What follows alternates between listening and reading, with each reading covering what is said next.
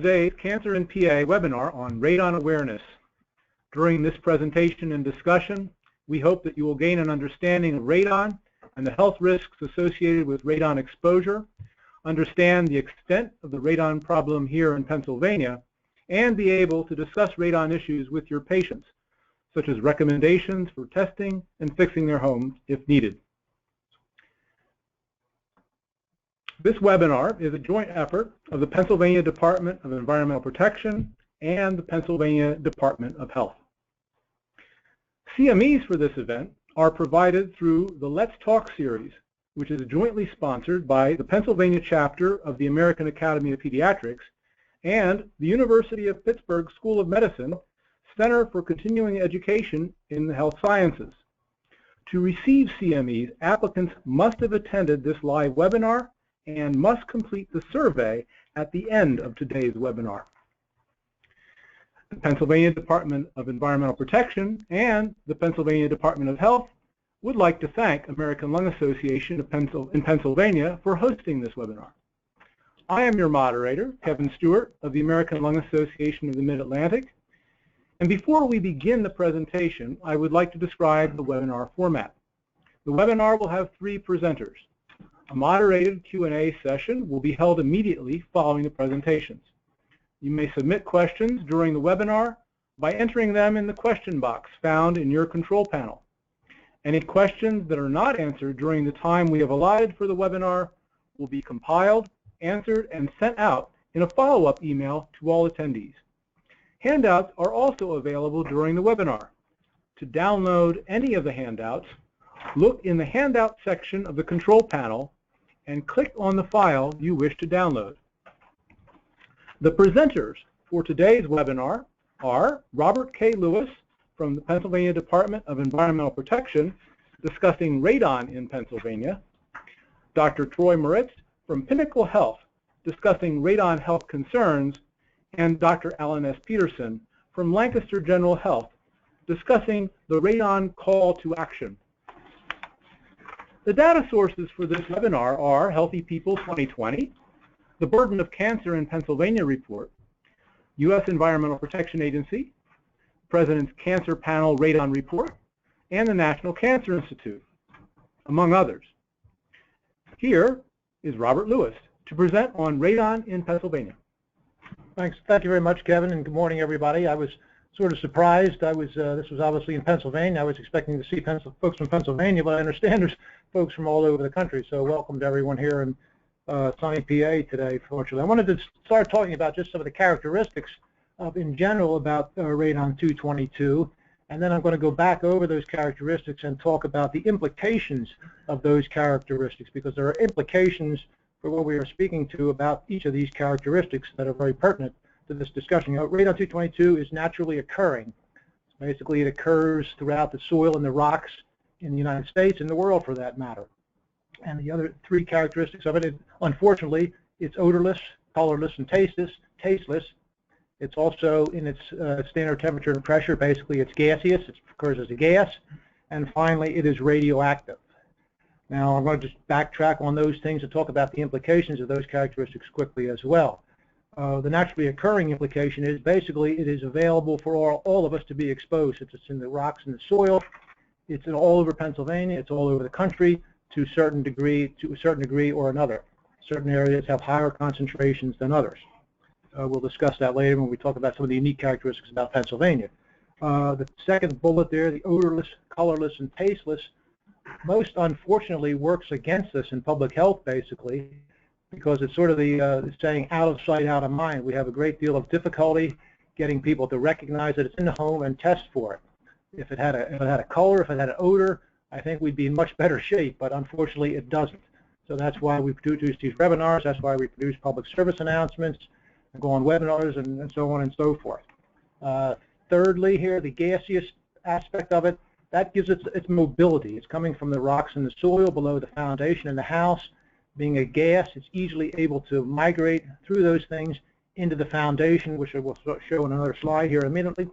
And then finally, the radioactivity aspect of it, that basically gives us the carcinogenic aspect of the gas, and that's where basically we have the health implications associated with it. So those are the characteristics, and those are the implications. Next, we're going to talk about a little bit of building science here. This is just a house showing some of these characteristics here. The radon obviously is moving from the soil and the rocks below the foundation. There are numerous entry points into any foundation. You will find it to a certain degree, one extent or the other, in basically all homes and buildings. They're showing pathways here through wall floor joints and sump holes and floor cracks and floor drains, etc., into the basement. And then from the basement, it migrates up through the floors, reducing its concentration as it goes up. Another source that they're showing here also is the water supply, particularly for groundwater supplies. In Pennsylvania, that's not nearly as significant of a problem as our air levels are, but nonetheless, it potentially can be in the groundwater. And if you have radon levels in your home confirmed and you're on a well, we also recommend that you check that also. Some of the New England states are particularly much more prone to radon and water problems than we are here in Pennsylvania. In Pennsylvania, our radon and air problems are much more of a serious issue. I think the next slide just puts things into perspective a little bit here. The first 4 picocuries per liter is the action level that's been established by the United States Environmental Protection Agency back in the 1980s. So that's what basically the entire country goes on. I should point out that there's other countries in the world that don't use that value, that some use values less, and actually some use values higher than that. 0.4 is approximately the outdoor average radon concentration just in the outdoor air that we're all exposed to. The 1.3 is the average indoor radon concentration in homes. That's sort of a weighted average over the basement, the first floor, and the second floor in homes in the United States. And then, I can't see that, but the 7 picocuries per liter, now we're getting into Pennsylvania specifics. The 7 picocuries per liter is the basement averages for PA, and the 3.5 picocuries per liter is the first floor average in Pennsylvania. So you can see our basement values in Pennsylvania are almost twice the EPA's guideline. And then the final bullet down there speaks to the seriousness, at least, of the radon problems in Pennsylvania. As of, and that slide is a little bit older, that data is a little bit old, I should say. We probably have close to 6,000 now. We probably have now about 6,000 test results that are greater than 100 picocuries per liter. So that's basically 25 times the EPA's guideline. So we have a lot of what I call high-end data in Pennsylvania. Next slide, I'm going to just talk about a little bit of the unique characteristics of Pennsylvania in general, and why I think I can make an argument, unfortunately, for saying that Pennsylvania is probably the most severely affected state in the country for radon problems, and thus that's one of the reasons for this webinar in Pennsylvania particularly. We just have the unique, the geology and soil characteristics of Pennsylvania that adds some permeability characteristics, and it also has enough of the uranium and radon and radium distributed in the soil or rocks to cause us to have these 7 picocurie average basements, as well as this high-end data. The second bullet, we already mentioned that basically. We're already averaging about twice the EPA's guideline in our basement readings. And also, finally, the final bullet here is the PA has about 40% of our test results are above the EPA guideline. So when you take a population of about 12.5 million in the state, and you look at 40% of those results roughly being above 4, that's a significant number of people that are being exposed to a range of concentrations anywhere from 4 up to hundreds and even higher than that occasionally. So we have a lot of, and we also have a wide distribution in the state, north, south, east, west. Radon concentrations occur basically in every county, basically in every town, and they're basically in every house. This map basically was produced by the Environmental Protection Agency some years ago. They produced one of these for each state in the country. It's called, they have here the PA-EPA. Actually, it's the EPA zone map. The colors are a little bit unusual here. I can't even tell what that would be. The darker colors you see there that represent the majority of the state are what they call the Zone 1 counties, where the predicted average radon concentrations in those counties is going to be greater than the EPA's action level of 4. I think there's 49 of those in Pennsylvania. And then the Zone 2 is sort of intermediate with the predicted average levels between 2 and 4. And then finally we have one Zone 3 county in the state where the predicted average levels are going to be less than 2, and that's Philadelphia County. It seems there's some unique coastal geology down there that does not quite have the uranium concentrations that other parts of the state do. So these maps we basically use for planning purposes and to direct target surveys and so on and so forth. They're not really used for people to do testing. We have basically a bottom line philosophy for radon, and that's basically everyone should test because that's the only way you know. Okay.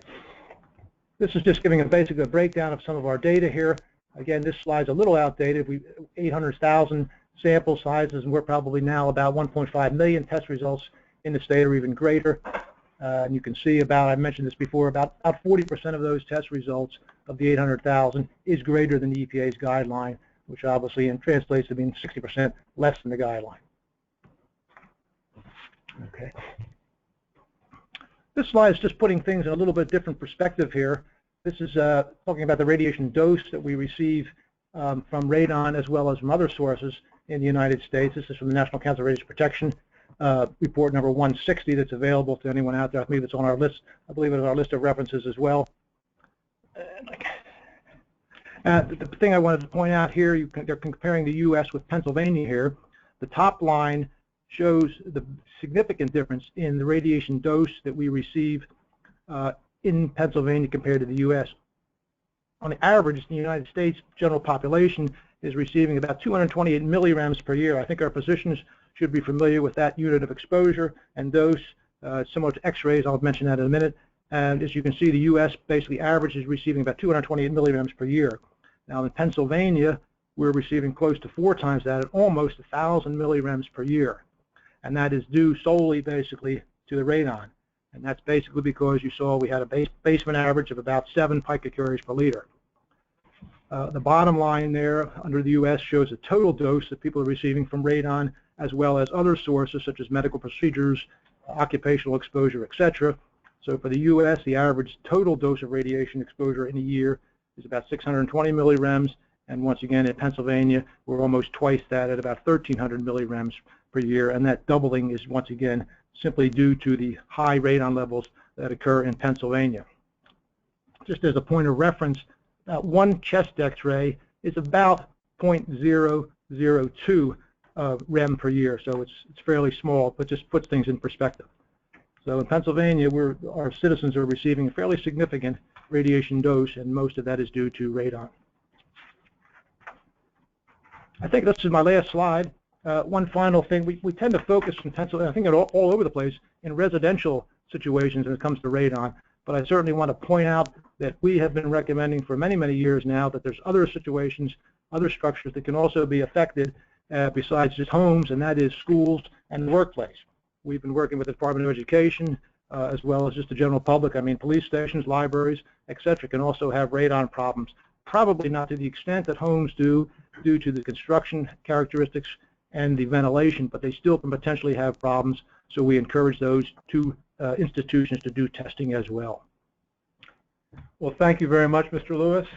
Next is Dr. Troy Moritz to present radon health concerns. Thank you. Thank you very much, Kevin. I appreciate being here. I'd like to also thank the other panelists, Mr. Robert Lewis and Dr. Alan Peterson for joining us as well today. I wanted to first, I guess, jump off with the slide on what the risks are with radon. If you're at that baseline level that was mentioned previously, for the average expectation of 1,000 people would be about 7 of them may have a cancer risk. Now, if you couple that with smoking, that jumps up to about 62 out of 1,000 people may have a risk of cancer. Now, this is looking at 70 years with about 18 hours a day, and so it's a lifetime exposure risk. But if your levels get higher than that, as you can see, as you go up to 8, 10, or 20, the risk increases dramatically, and that's mostly for smokers. And the next slide, just another slide reiterating that and just showing it in a different graphic format. But what we do know is that smoking and radon exposure increases your risk 6 to 7-fold over just the radon exposure alone. The reason I'm here presenting is I've had a fascination with the radon and spent some time talking with Kevin over the last several years through my involvement with the American Lung Association and about the risk of radon. He's actually educated me quite a bit on. graduated from medical school with very little knowledge of radon. It wasn't something that was part of our medical school curriculum. And as a thoracic surgeon, I treat lung cancer. And so there was often a patient that came through that would ask me, why did I get this? I never smoked. And so I needed to educate myself on the other portion of my patient population that sometimes has different risk factors. We needed a better answer for those patients in our practice as to why they may have gotten lung cancer. So now anybody that has not smoked or has minimal risk factors, I strongly encourage them to check their home for radon, and we do discuss that in the office. And I think it's important for anybody that's involved in the care of patients with lung cancer, whether that's oncology or primary care or other surgeons, to educate yourself about radon and its risks. Next slide. We know for a fact that radon is a Class A carcinogen, and lung cancer really is the only health risk from radon. There was some early thought about gastric cancer and a few other malignancies, but those did not pan out when you looked at large epidemiology studies. So the only confirmed malignancy that radon really causes that we know of to date is lung cancer. So how does radon cause lung cancer? Well, you inhale radon decay products. Alpha particles damage the DNA structure of the cells in our lungs, both out in the lungs more peripherally as well as the cells that line the lung. And that's why we see a variety of different types of lung cancer with radon. Most of the data lately suggests that small cell lung cancer is perhaps slightly more predominant than other forms of lung cancer, such as the non-small cells being adenocarcinoma and squamous. But there are a couple studies that have shown squamous to be slightly more predominant in high radon areas. But in general, it's definitely been shown to cause all forms of lung cancer. Most people know that smoking is the #1 cause of lung cancer by far and away. Most studies estimate smoking to attribute to about 85, 90, 95% of lung cancers, depending on if you're talking about the male or female population. And most people do not know that radon is the #2 leading cause of lung cancer. Radon is the #1 cause of lung cancer in non-smokers. That puts it ahead of other things that people may be more familiar with, such as asbestos or diesel fumes, silicosis. There's a variety of other occupational exposures as well, such as some of the heavy metals. But radon comes in at #2, which I think surprises a lot of people when we have a discussion about their risk factors. As brought up earlier, Pennsylvania clearly has a significant problem with radon. If you compare it to some of the other states listed on this graph, you can see that only California seems to have a higher annual radon-related death rate. However, it's a much larger state with a larger population.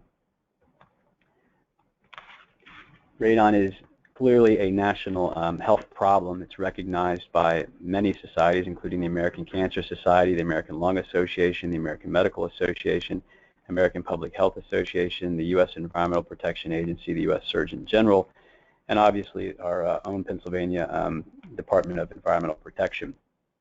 There's also some medical societies, such as the National Comprehensive Cancer Network, that also includes radon as one of its risk factors when dealing with screening issues for lung cancer. And if we look at the President's Cancer Panel radon report, the radon-induced lung cancers in this chart is 21,000 out of the 161,000 national deaths from lung cancer. The action level is 4. However, there is really no confirmed safe level of radon exposure. This is demonstrated with lung cancer risk in underground miners occurred at radon levels that clearly overlap with exposure frequently experienced in Pennsylvania. The initial I guess, finding of radon being an issue was in miners, those that were mining uranium had a large incidence of lung cancer, and that's really the roots of our knowledge about radon. But it's a little troubling to find out that in a lot of places in our state we get the same sort of exposure dose as those miners. And if you look at pooled residential studies in 2004 to 2006, there's confirmed an increase in lung cancer risk on the order of 10% at the 2.7 level. So there's really no safe level.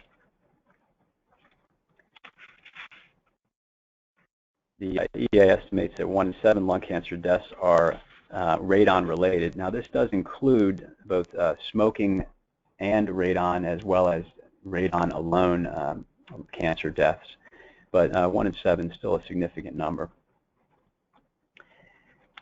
And the reason this is an issue is there's been some press in the last year or two about cancer rates declining, as well as improvement in survival.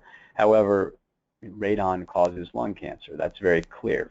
And lung cancer still is one of the least survivable cancers. If you look at breast, prostate, and colon, they have all experienced tremendous improvements in survival over the last 10 to 20 years, partly due to screening as well as other treatment modalities and significant funding. And lung cancer still, if you take all comers, that includes people that are early stage, the overall survival, which is rather depressing compared to some of the other malignancies seen on that list. And if you have a modifiable risk factor, such as high radon exposure in your house, it just makes sense to check and see if you can eliminate that risk factor. Just a graphic showing the incidence of lung cancer. It is on the decline overall nationally. And the next slide shows mortality is also on the decline. If you map these alongside smoking rates in our nation, you'll see a very similar decline. They tend to parallel each other. The female rate of lung cancer, however, is tabled off a little bit. This next slide demonstrates male lung cancer incidence in our state from 2007 to 2011. I put this in here just so that people that are on the webinar can see the location in the state they might be from and see what kind of an incidence they have locally. I mentioned there is some difference in males and females. And the next slide is female lung cancer incidence. And these are considerably different if you pull them up side by side. The male lung cancer death rate, and then the next slide after that is the female lung cancer death rate. And you'll see that they have a lot of variation throughout the state. I did compare these to the incidence of radon throughout the state. There's not as much correlation. The incidence of both cancer and of mortality associated with this are most likely due to population as well as smoking habits throughout the state, and then radon just adds to the risk.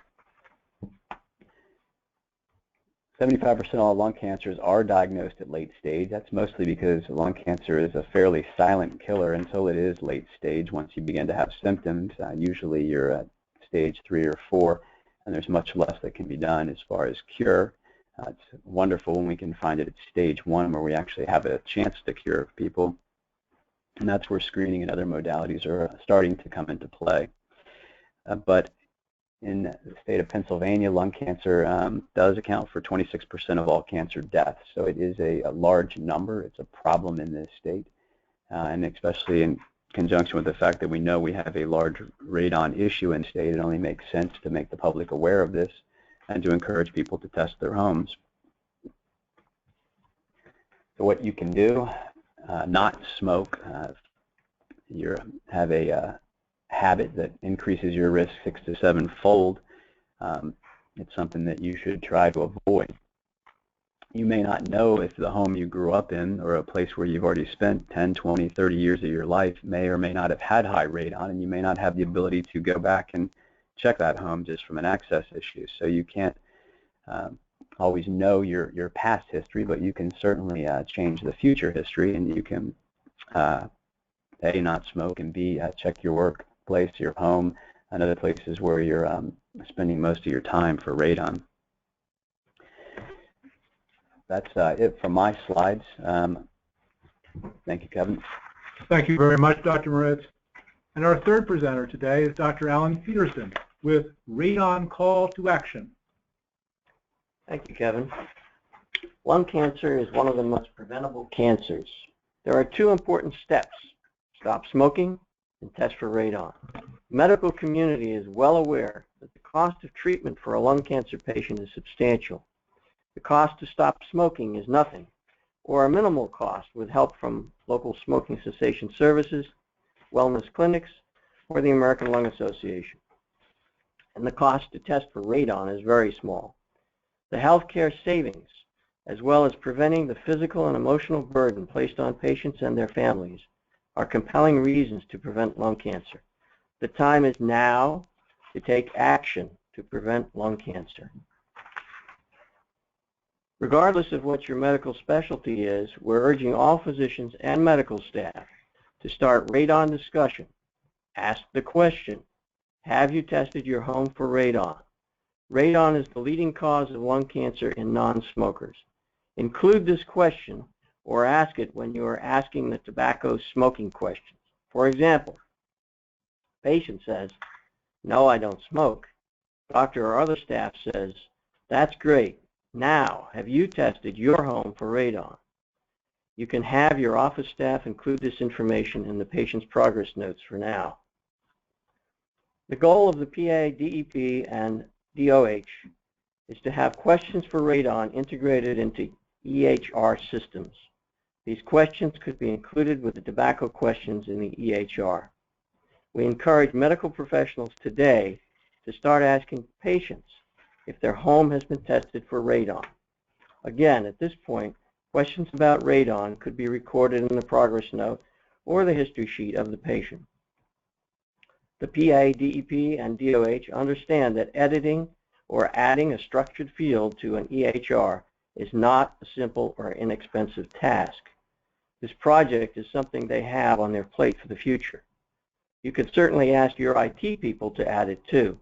I've asked Lancaster General and have been told it will be considered in the spring. You can bet I will be asking them again if I don't see it incorporated. Let's start now asking the question and raising awareness that radon is a colorless, odorless, radioactive gas that can increase your risk of lung cancer. It's easy to test for radon, and it's something that can be fixed.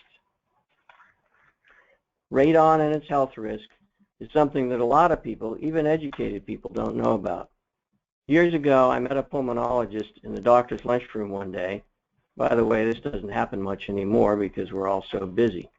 Anyway, he said that he had heard I had given residents a talk on radon. He did not know about the radon risk in our area. He wanted to know more, and he said he personally had a young family spending lots of time in the basement rec room. He asked about the kits for radon, and he got one. A couple of weeks later, he thanked me as his basement was over 100 picocuries per liter. As you know, the action level is 4. January is Radon Action Month, and we must think about how to reach and educate a lot of people. We believe the healthcare community has a strong influence on what folks believe and what actions they will take. Most patients believe what their physician says and take their advice. Feel free to write a letter to the editor of your local newspaper. This is our opportunity to help raise awareness and to help prevent lung cancer. We urge everyone to check your local hospitals and birthing centers to see if they participate in the PA DEP's newborn program. This program makes a free radon test kit available to parents of newborns. This certificate is placed in the packet of goodies that is sent home with the parents after the baby is born. Please encourage your patients with newborns to send in their certificates for their free radon test kit. I think it's also important considering asking prenatal patients to check their homes before the birth of their baby. Certainly it would be best to prevent early risk to the newborn and give a chance for remediation of the home if needed before birth. Also, most have more time before birth to talk about this rather than after the newborn changes their lives forever. The free radon kit, however, is not available prenatally. I encourage your office to order at no cost or to download at no cost the simple trifold document to make available for your patients. Share these with your staff. Review and contact the folks at the Radon Division of the PA DEP with questions. This document is also available for download in the handout section of your control panel in this webinar, which is on the right-hand side. Health effects of radon is another document available at no cost for distribution at your office. Share this with your staff. Review and contact the folks again at the Radon Division of the PA DEP with questions. It's also available for download in the handout section of your control panel. The web link to these documents can be found in the Radon Resources file in the handout section of the control panel on the right of your screen. High levels of radon can be fixed, and the first step is testing. Testing is simple and easy. Pick up a radon test kit at your local hardware store, or hire a certified radon tester from Pennsylvania's Certified Radon Tester list. Any and all questions can be directed to DEP at 1-800-23-RADON. All of these organizations have documents and reports discussing the health effects of exposure to radon. This, in part, shows the consensus among many national and international organizations regarding radon and its health risks. The web links to these resources can be found in the Radon Resources file in the handout section. For those of you looking to dig a little bit more and earn credits while researching radon, Southern Illinois University School of Medicine has several radon modules available at low cost. These are available until December 31st of this year. Each module is presented by recognized experts. For example, Dr. Bill Field, a nationally and internationally known epidemiologist in the radon community, who originally hails from Lancaster County, Pennsylvania, is a presenter in one of these modules. These modules are well worth the time. So to recap, radon is a serious issue in Pennsylvania. The geology in Pennsylvania lends itself to having high levels of radon. These high levels are located all across the state. Although some areas of Pennsylvania are worse than others, everyone should test. Yes, you can look at the prediction zone map that EPA has made available for Pennsylvania. However, the only way to know what your radon levels are in your home is to do a radon test. We are not finished. The time is now to raise radon awareness and to help prevent lung cancer. Thank you. Thank you very much, Dr. Peterson. There are also some additional sources of cancer data in Pennsylvania you can access, and these include the homepage to the Pennsylvania Bureau of Health Statistics and Registries, and from there you can access a listing of publications on Pennsylvania cancer statistics and EpiQMS, the Department of Health's epidemiologic query and mapping system. And these links, as well as links to other documents and information presented in the webinar, as Dr. Peterson said, are found in the Radon Resources document you can download from the handout section. We will now begin the questions and answers portion of the webinar. Please remember that any questions that are not answered during the time we have allotted for the webinar will be compiled, answered, and sent out in a follow-up email to all attendees and registrants. The first question that I have is for Dr. Moritz. We are starting to hear about more cases of lung cancer in non-smokers, particularly female non-smokers. Could this be related to radon exposure? Yes, Kevin. The other potential causes of lung cancer in non-smokers, I kind of mentioned a little bit earlier, diesel exhaust, there's other air pollutions, but radon certainly is on that list. And so if you have a non-smoker, like I said earlier, that has a diagnosis of lung cancer, then certainly having them test their basement for radon is not only acceptable, but a smart option for them, just so the rest of their family potentially doesn't have to have continued exposure as well.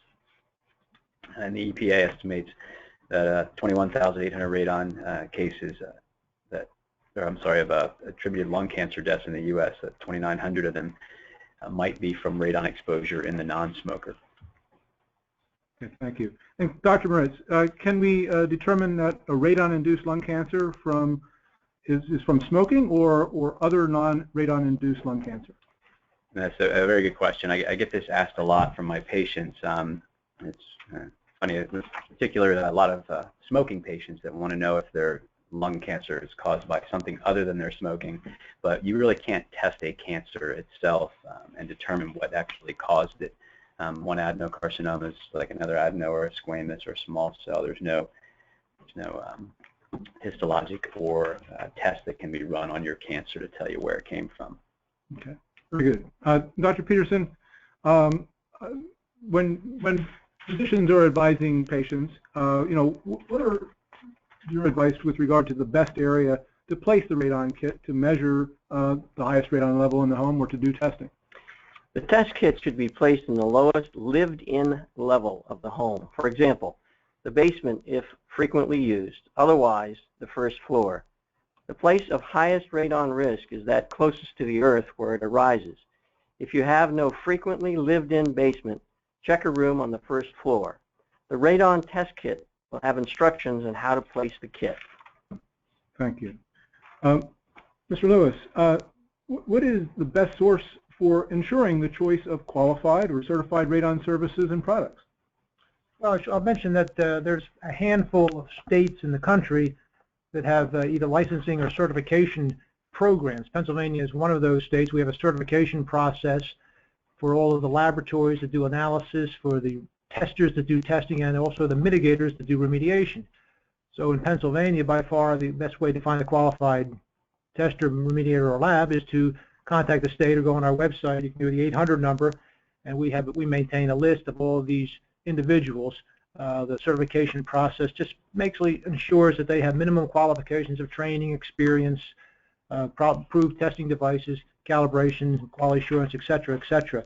So that would be the best way to assure that you're getting, a qualified tester or mitigator to perform these types of services. And that 800 number again is 1-800-237-RADON. Right. Bob, another question. Have areas been identified in Pennsylvania, like Easton, Bethlehem, Allentown, and someone was asking about New Jersey and Phillipsburg, with increased radon pockets? Kevin, yes, they certainly have been. Those three areas that this particular question is in, Easton, Bethlehem, and Allentown, are all in southeastern Pennsylvania. They're in a physiographic province known as the Reading Prong.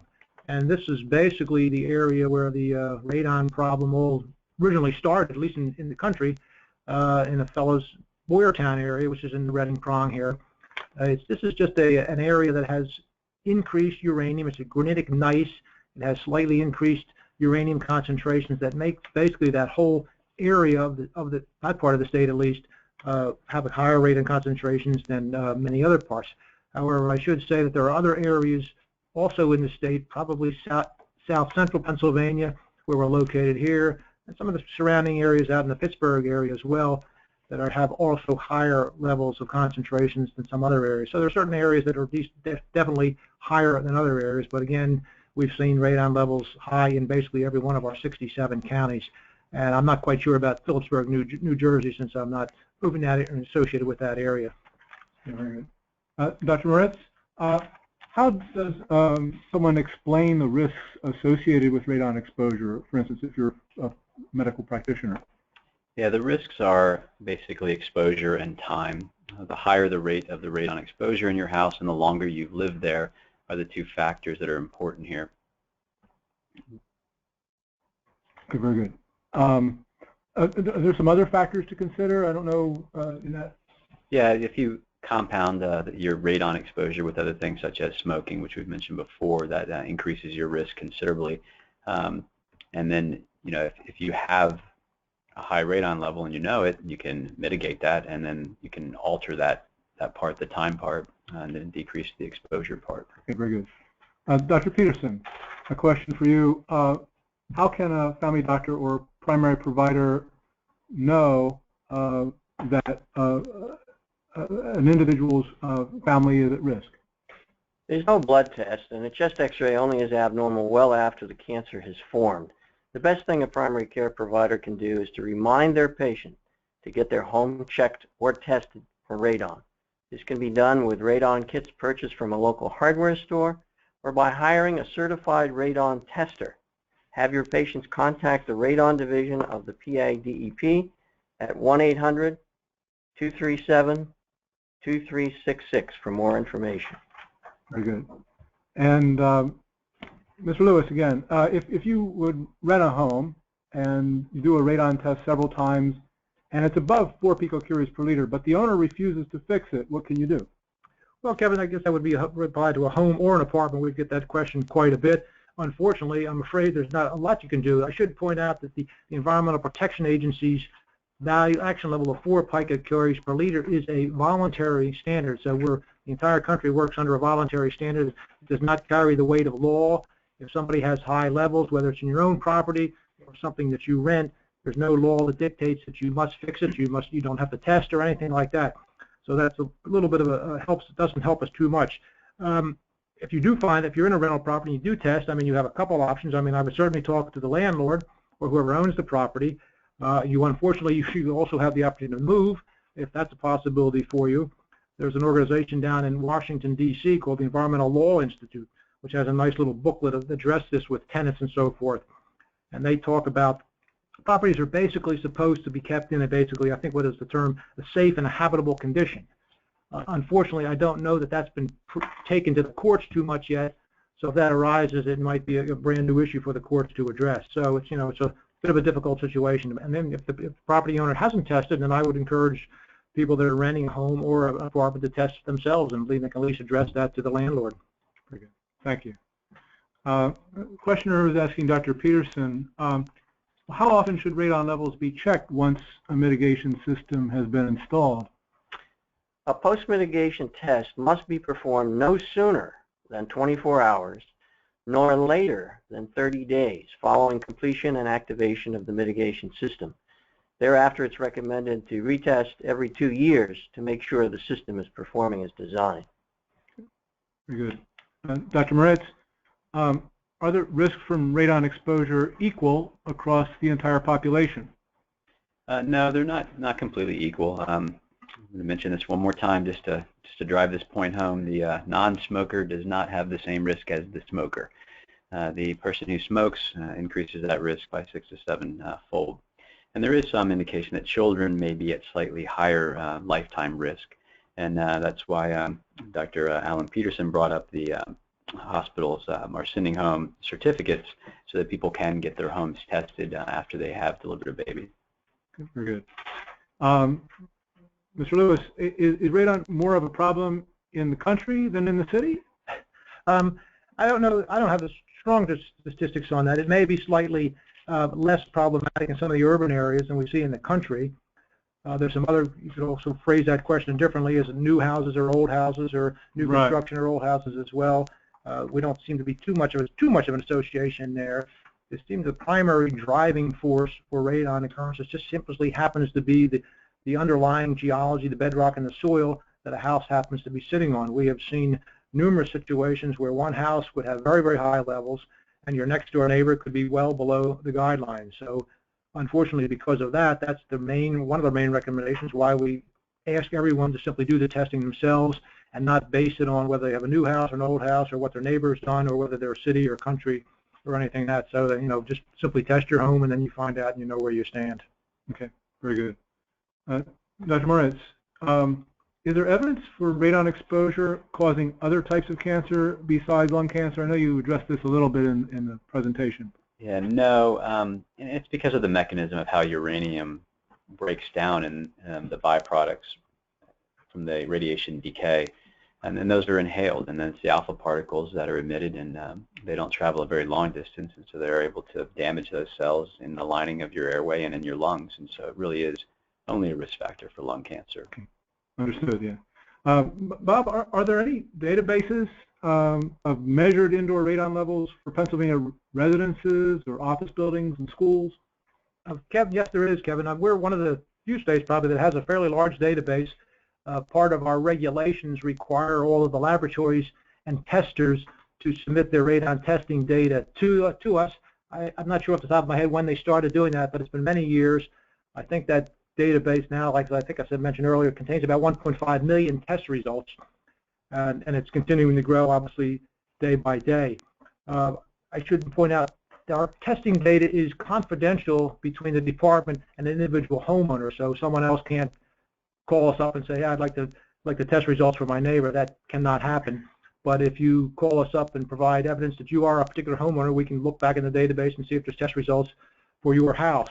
And there's a few testing, or not testing, institutions that have required our testing data. for various research projects. It seems to become a little more popular now, and we basically sometimes can enter into a memorandum of understanding with them. We will provide them the test data or the mitigation data, whichever it may be, and they have the graduate students or professors do some research and so forth. However, even in that situation, they still cannot release individual site-specific test locations with a concentration. They have to release it only at the census tract or a zip code or a county level database report, I guess. I should point out too, Kevin, also we do have the data for schools and buildings as well. That's submitted to us as well. So it's homes, schools, and buildings. Okay, excellent. And this is a question because you're part of the Bureau of Radiation Protection at Pennsylvania Department of Environmental Protection. Is granular activated carbon, which can be used to help solve radon and water problems, really at risk of becoming low-level radioactive waste when used to treat that groundwater for radon? That's a little bit of a different question for this webinar, but the question is basically, by definition, it cannot be low-level radioactive waste. That's a complicated definition that I don't want to get into for this situation, but basically the answer to that is no. However, for those folks that have tested their radon in water and have installed a granular activated charcoal system, I don't know how many there are in the state, but there's not a lot. There's maybe a couple hundred. If there'd be 1,000, I would be surprised. But nonetheless, it is a technology that's available for reducing radon in water. It's a good technology. You do, the best advice is it will slowly accumulate the radioactive byproducts from radon, the leads and the poloniums, for instance, on there. The best advice is to just have a regular maintenance schedule for that charcoal. Probably recycle it every maybe couple of years, and by doing so, you don't get into a situation where you even come close to having some sort of low-level radioactive waste.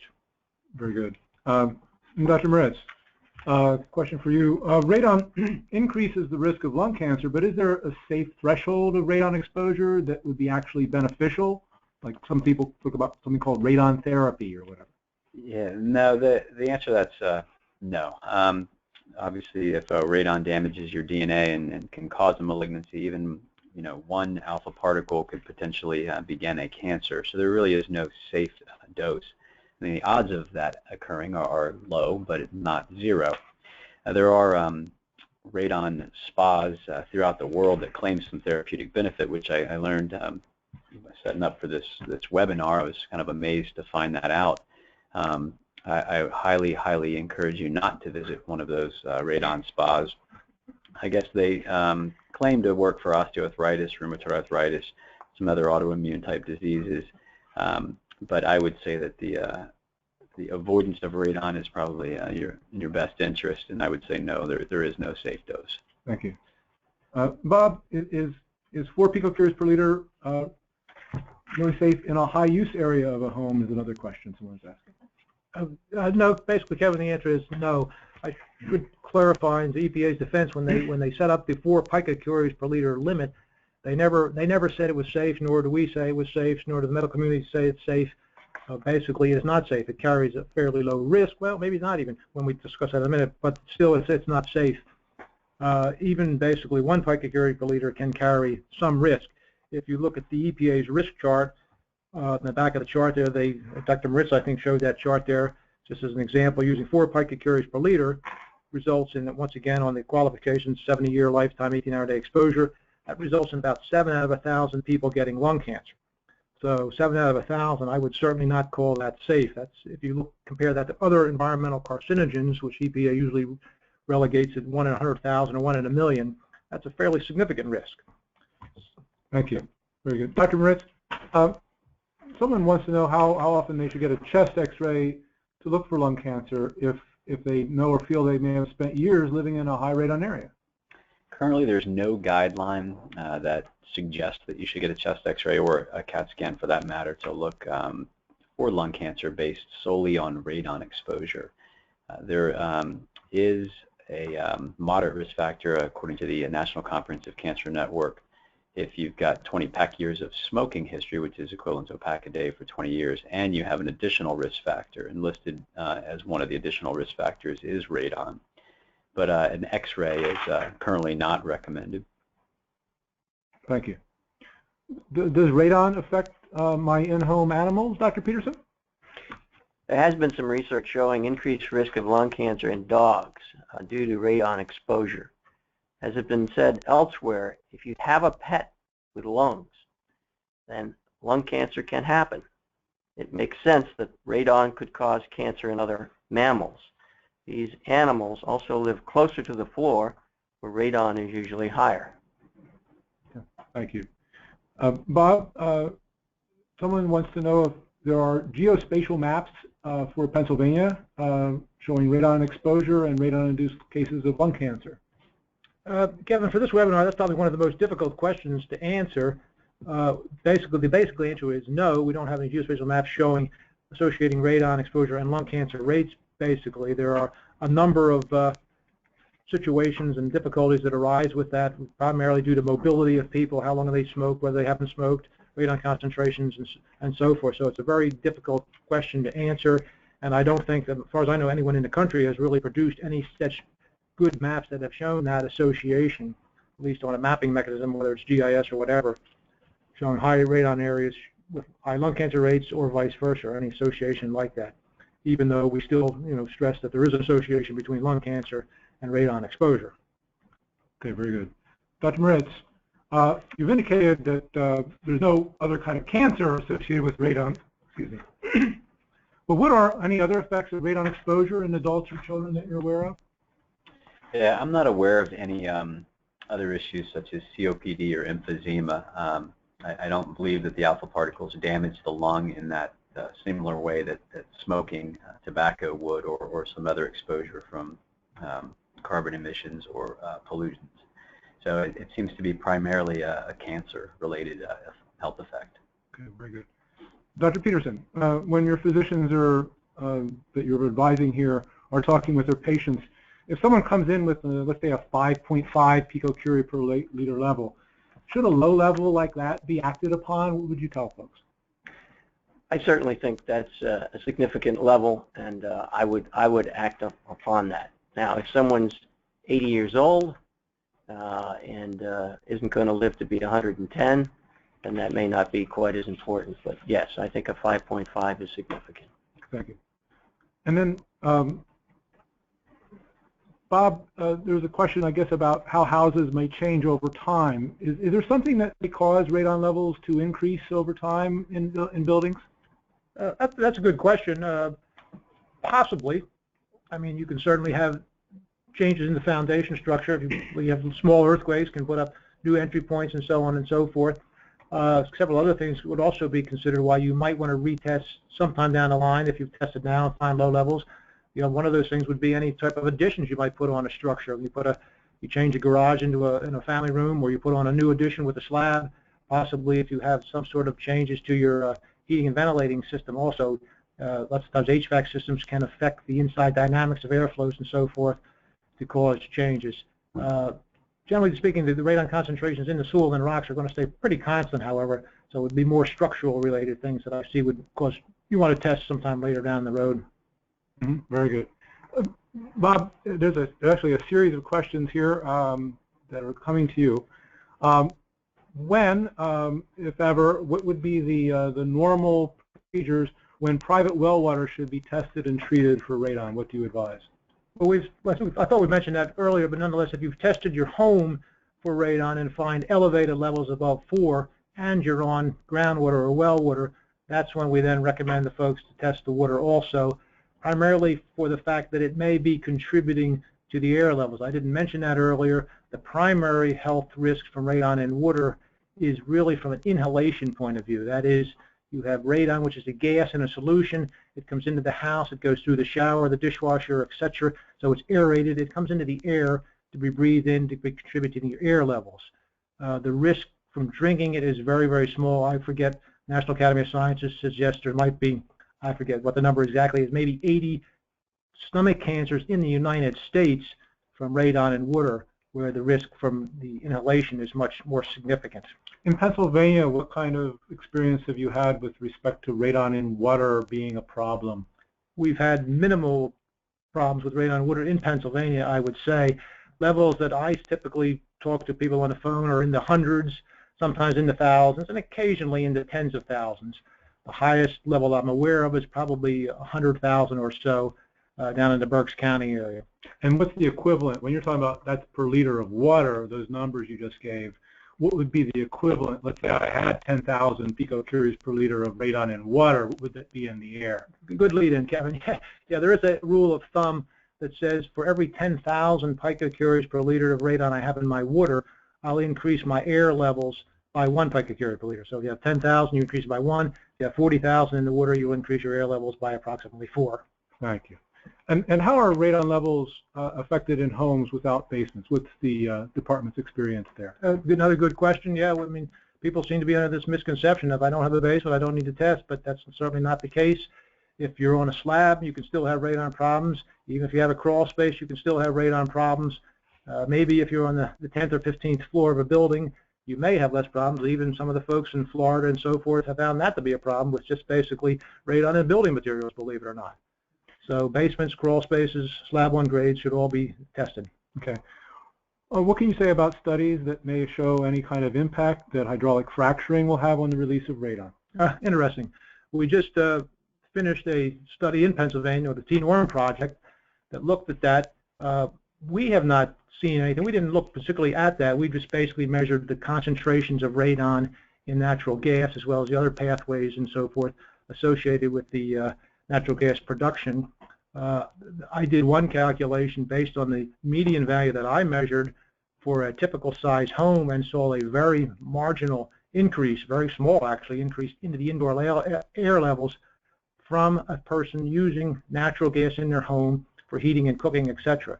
So we saw a very small contribution from radon in natural gas into a home environment. When you say marginal, can you give us an order of magnitude for that? It was less than 0.1 picocurie per liter increase due to a median concentration of about 40 picocuries per liter in the natural gas coming into the home. Okay, thank you. How frequently should someone test their home for radon? Well, obviously the initial test is the most important. After that, if you have a system installed, I thought Dr. Peterson was going to mention that, maybe he didn't or did, I forget. After you have a system installed, roughly once every 2 years, just to make sure that the system hasn't degraded for some reason. Sometimes the fans can start to, the capacitor goes and they start to run less, or maybe you have some, which discussed, cracking in basements and so forth, additions. So roughly every 2 years. For other situations, it might not be a bad idea to test every 5 years or so. I don't know that there's a specific number out there for that situation, though. Okay. Okay, thank you. And then Dr. Moritz, is there a blood test for radon? No, not that I'm aware of. Unless the Department of Environmental Protection has one. There's no medical test that I'm aware of. Not on our lab profile when we. All right. And then I guess the question again, this is back to Bob for probably the last question of the day. Are there any specific recommendations for testing private well water for radon on a kind of a frequent basis? You know, what kind of reference values are there, and what kind of treatment options are there? It's a complicated question. Yeah, that I know the same thing. I've never heard of a periodic testing protocol for testing radon in water. Once again, if you had the air levels elevated, I would certainly test it at least once. Yes, there are treatment methods available for radon in water. There are two of them primarily, or two of them exclusively, I think, and that is granular activated charcoal, which is basically a tank filled with granular activated charcoal that the water runs through. The charcoal absorbs the radon. The other method is aeration, basically. It's a little more complicated and expensive method, probably $2,000, $3,000, $4,000. The water puts into a tank, it's aerated, it dries off the radon. The radon is captured via a fan and exhausted the outside. Both of them have 90–95% show reductions. They both work, very well, and they're both available to the general public. Okay, thank you. And that question concludes today's webinar. Please take a moment and fill out the post-webinar survey. It will appear automatically after the webinar ends. The survey is required for anyone who wants to receive CMEs. A follow-up email containing the Q&A session and a link to the webinar recording will be sent out soon. Thank you for attending today's Cancer in PA webinar on radon awareness.